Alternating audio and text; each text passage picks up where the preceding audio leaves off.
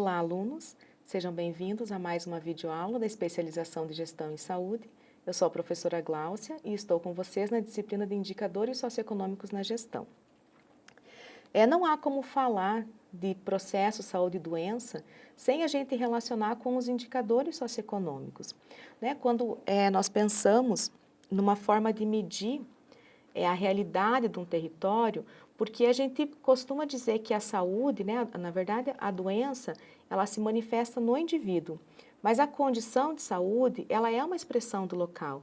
E como local, o território, ele é vivo e contém toda a complexidade.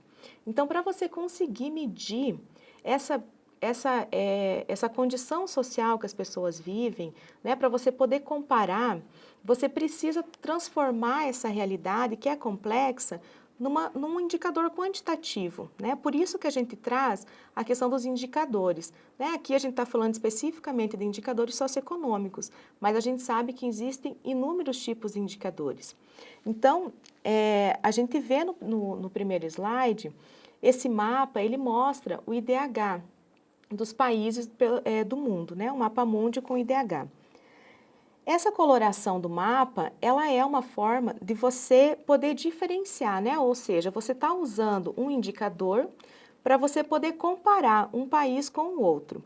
Então, nós temos o Brasil numa certa coloração, que é através do IDH médio, mas isso não significa que os estados que são iguais, que dentro do mesmo município o IDH é o mesmo. Nós vemos realidades bem complexas, porque, como eu falei, é uma manifestação do território. Quando a gente pensa nessa forma de modelizar essa realidade, a gente acaba partindo para o uso de medidas quantitativas. Então, na prática das políticas aplicadas, a gente tem que os indicadores sociais, eles são medidas usadas para permitir operacionalizar um conceito abstrato ou demanda de interesse programático da área social. Quando nós falamos em conceito abstrato, é interessante a gente pensar que nós precisamos criar um construto de teoria. Quando a gente olha uma figura que manifesta uma cidade, que você vê que existe contradição, a gente consegue perceber que é uma periferia, a gente pode olhar de vários ângulos, você vê que existe uma vulnerabilidade social, individual, programática dessas pessoas. Então, se a gente pensar em construto de condições de vida, eu vou na literatura e procuro o que me indica que é uma condição de vida. E aí eu começo a elaborar um construto para definir um indicador de saúde. Nós temos um exemplo, no conceito de melhoria de condições de vida. Então, melhoria de condições de vida seria o nosso construto, o nosso conceito abstrato, porque a gente não consegue palpar condições de vida, A gente precisa criar um mecanismo de indicadores socioeconômicos que traduzem esse conceito. Então, eu trago no exemplo o construto, que é a melhoria de condições de vida. Você tem as dimensões operacionais pela literatura, que é o que eu busquei, que vai ser pautado nas condições de moradia, condições de situação de saúde, perfil educacional, inserção ocupacional. Então, essas dimensões, eu vou pensar em que estatísticas que isso vai me traduzir, Onde que eu vou buscar estatísticas? Então, seguindo no exemplo do slide, a gente tem dentro do IBGE, de cadastros públicos, de registros em programas sociais, o que vai fazer com que nós tenhamos o nosso indicador.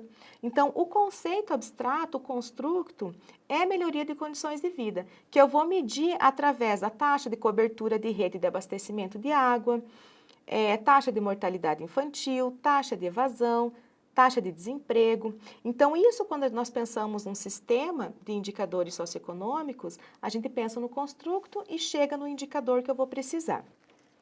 Dentro desse conceito de indicadores, é interessante a gente conhecer como eles se classificam. Então, dentro de um conceito de classificação de indicadores, nós temos alguns eixos que precisam ser olhados com mais cuidado. O primeiro eixo de classificação de um indicador, ele diz respeito sobre a natureza desse indicador. Então, vale a pena a gente pensar se esse indicador é um indicador social, um indicador econômico, um indicador de saúde. Isso diz respeito à natureza dele. Outro ponto a ser observado é a área temática. Então, a gente pode pensar num indicador de natureza da saúde, né? Vamos pensar em, por exemplo, taxa de mortalidade infantil.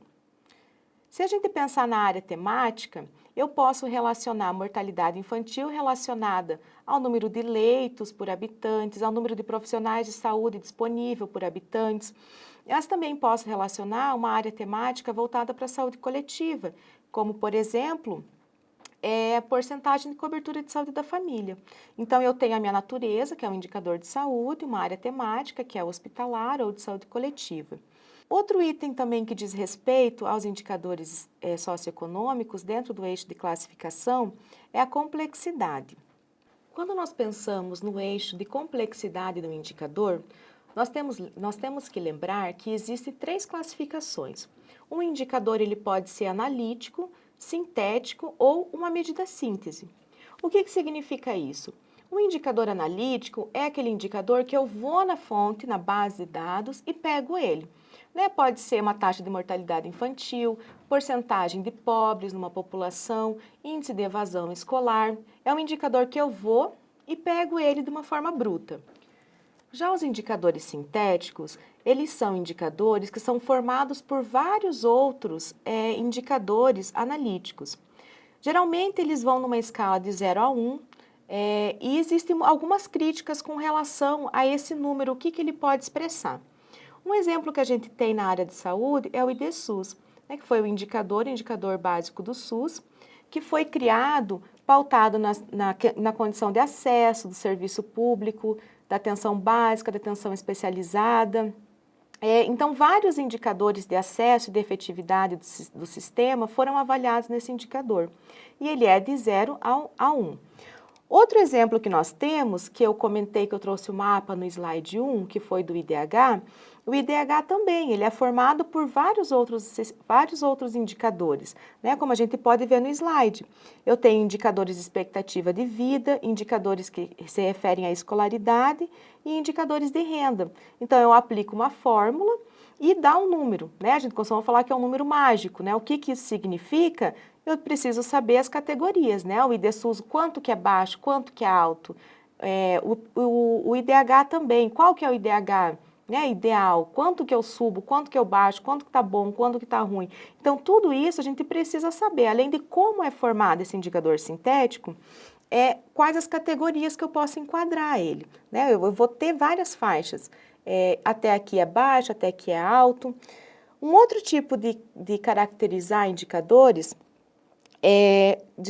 diz respeito às medidas sintéticas, né? Essas medidas, elas tentam traduzir uma forma mais simples do que um indicador sintético, que quando a gente fala nessas medidas sínteses, elas são de mais fácil compreensão, de mais fácil raciocínio, né? Então, por exemplo, eu pego medidas de indicadores socioeconômicos de um determinado município. Vou pegar porcentagem de pobres, evasão escolar, vou pegar vários indicadores e vou dizer, olha só, existe um déficit nesse município, né? Eu consigo caracterizar, menos de 20% tem esse déficit, mais 80% o município está bom nessa questão social. Então, é como se fosse um indicador sintético, só que de uma mais fácil compreensão, sem envolver tantas fórmulas, né? Tantos métodos estatísticos envolvidos, que a partir do momento que você compensa, né? Que você define que vai construir um indicador sintético, ele existe uma fórmula estatística por trás. Se vocês pegarem no próprio IDSUS, o manual do IDSUS, lá vai dizer as etapas metodológicas que foram seguidas. E a gente vai ver que existe uma carga estatística muito grande atrás. É a mesma coisa do IDH, como mostra o slide. Ele não é uma carga estatística grande, mas existe uma fórmula matemática por trás que surge o número mágico. Outro eixo de classificação dos indicadores diz respeito à objetividade. O que isso significa? É interessante eu saber de um indicador socioeconômico se ele é uma medida objetiva ou subjetiva. O que isso significa? Medida objetiva é aquilo que eu consigo ver, que eu consigo ir lá e pegar esse dado, como, por exemplo, indicadores de mortalidade, de morbidade, né? Quantos morreram, quantos nasceram, porcentagens de pobres, eu consigo ir lá e pegar esse dado. Quando eu penso em medidas subjetivas, é uma classificação que diz respeito ao sentimento das pessoas, a opinião delas. Poderia pensar num indicador subjetivo relacionado a como você avalia o serviço de saúde, né? Como você considera a sua vida. Isso são indicadores subjetivos. Outro eixo de classificação dos indicadores é quanto à gestão do fluxo de implementação de programas. Dentro desse eixo de classificação, nós podemos pegar um indicador de saúde, indicador socioeconômico e classificá-los se ele é um indicador de insumo, um indicador de processo, um indicador de resultado ou um indicador de impacto. E o último eixo, sobre a classificação dos indicadores socioeconômicos, diz respeito à avaliação de desempenho desse indicador. Esse indicador, ele pode ser classificado quanto à sua economicidade, à sua eficiência, à sua efetividade e à sua eficácia. Outra questão importante sobre os indicadores diz respeito às propriedades desses indicadores. Esses indicadores, eles devem primeiro ser relevantes, né? Não adianta eu fazer uma análise situacional, um diagnóstico de como está a questão de saúde, de vida de uma população, com um indicador que não me diz o que ele quer dizer. Então, ele precisa ser relevante dentro de um contexto de políticas públicas. A segunda propriedade de um indicador socioeconômico diz respeito à sua confiabilidade e o terceiro à sua validade. A validade de um indicador diz respeito ao quanto que ele realmente traduz o que ele pretende medir. Isso é, se aquele indicador que tenta medir condições de vida de uma população, se realmente ele consegue expressar aquela realidade. Então, essa é a validade de um indicador. Existem métodos estatísticos também para serem feitos para saber se aquele indicador é válido ou não. Né? Outra questão também que a gente deve considerar é a confiabilidade, ou seja, o quanto esses dados eles podem ser reproduzidos, né, replicados, e o quanto a base de dados que eu tenho também é confiável. Isso é muito importante quando a gente pensa nas padronizações, né? Um município, se a gente está trabalhando com mortalidade infantil, por exemplo, se não tiver padronizado aonde que eu pego o número de nascidos vivos, o número de óbitos, um município pode pegar de uma forma, outro município pode pegar de outra, né? Vai numa base de dados municipal, por exemplo. E aí as medidas passam a não ser comparáveis. Então, a questão da confiabilidade diz respeito à reprodutibilidade desse indicador. Com relação a esse item, é interessante a gente saber que existem padronizações dos indicadores com a fórmula, a base de dados da onde pega. Se vocês quiserem saber mais sobre isso, dentro do site da RIPSA existe a ficha de qualificação dos indicadores. Então lá ele apresenta o indicador, apresenta a fórmula que calcula, apresenta em que base de dados que eu pego, e é um sistema muito útil. Lá nós temos os indicadores básicos de saúde. Então, depois de nós termos olhado a classificação dos indicadores e as propriedades que o indicador socioeconômico deve ter para ser considerado um bom indicador, a gente começa a pensar para que servem esses indicadores, né? Então, nós utilizamos indicadores socioeconômicos dentro do contexto de políticas de saúde para a gente planejar programas, planejar políticas, para a gente poder avaliar. Dentro desse contexto, a gente utiliza eles para o diagnóstico situacional, né? Nós temos no slide um exemplo de diagnóstico situacional que vai utilizar indicadores de segurança pública, de justiça, indicadores educacionais, indicadores de saúde, indicadores de mercado de trabalho, indicadores habitacionais, demográficos, de infraestrutura urbana e de renda e desigualdade. Então, existem também vários materiais complementares na literatura que explicam o que indicadores devem ser usados para fazer um diagnóstico socioeconômico. E isso é interessante a gente saber, porque a gente começa a relacionar os indicadores com o processo de adoecimento de uma população. Elencados os indicadores que farão parte desse diagnóstico situacional, é preciso a gente saber aonde eu encontro esses indicadores. Nós temos muitas bases de dados disponíveis na literatura e na internet, né, de acesso público. Hoje no Brasil, o IBGE é quem coordena o Sistema Nacional de Estatística. Então, no IBGE, nós temos fontes do censo, que é realizado de 10 em 10 anos, que tem a contagem da população, né, que tem outros indicadores socioeconômicos muito interessantes que podem ser vistos.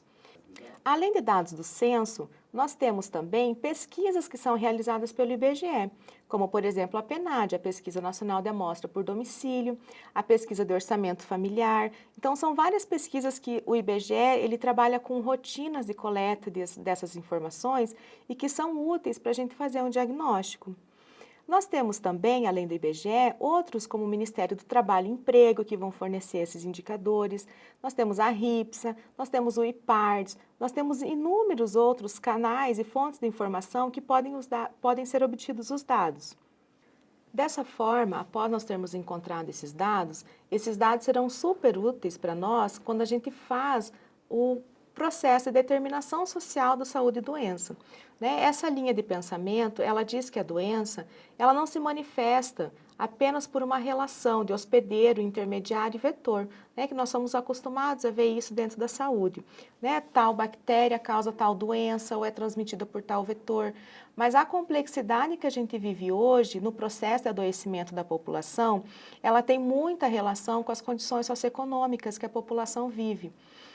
A violência, a questão do envenenamento, né, dos agrotóxicos usados, as condições crônicas vivenciadas hoje, elas perpassam muito mais do que uma simples determinação entre a relação de hospedeiro e vetor.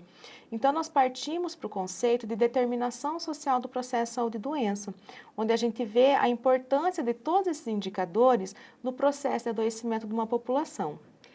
Dessa forma, a gente conseguiu ver o que são os indicadores, né, a classificação deles, as propriedades, aonde eu consigo pegar e qual a relação que isso tem para operacionalizar uma política de saúde. Ficamos por aqui, desejo a todos ótimos estudos e até a próxima.